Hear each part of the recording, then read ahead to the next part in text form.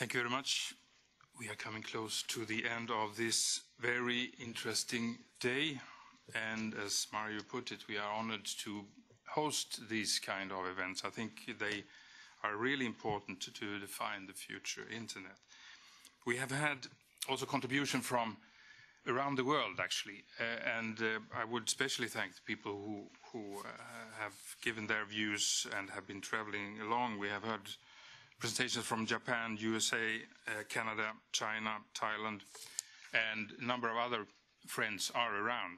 Thank you very much for coming and sharing your views. Yeah, we're very much looking forward to the reference document that Roger have indicated will be available at the end of December. Let me just mention some of the points that I felt was particularly interesting, which I'm sure we will find in this document. There was a discussion on growth. There is a need for continuous growth. It should be sustainable. I think many speakers have come back to that point.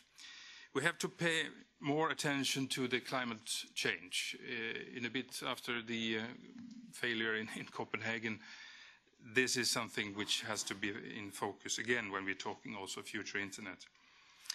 The demographic change was mentioned several times.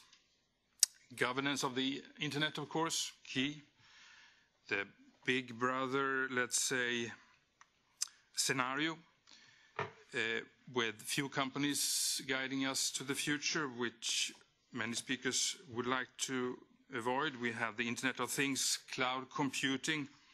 What does it mean for the future internet? Who owns the private data in this respect? You also touched upon the democratic opportunities which lies in the future internet. There were different views actually on if everybody should be able to be involved and vote or not. And how do we involve the users in the right way? That is also a concern that will be interesting to follow in the reference document. The bottom-up approach is obviously something we would like to see. Human rights were touched upon, privacy. It was mentioned that internet is transforming the society, and what does it mean? Well-being, health, learning, education, the next young generation, how do we face them? How should they be involved in this? Will they take over the whole thing without us not understanding what is happening? I don't know. Somebody called for unlike minds. I think that was interesting. I mean, we need different views to really challenge the way we are looking at this. So Paradiso is basically one of the projects in the FIRE activity, Future Internet Research and Experimentation. And we are working there, are very proud to have you here. You actually have been selected for the second time. And that is in itself impressive.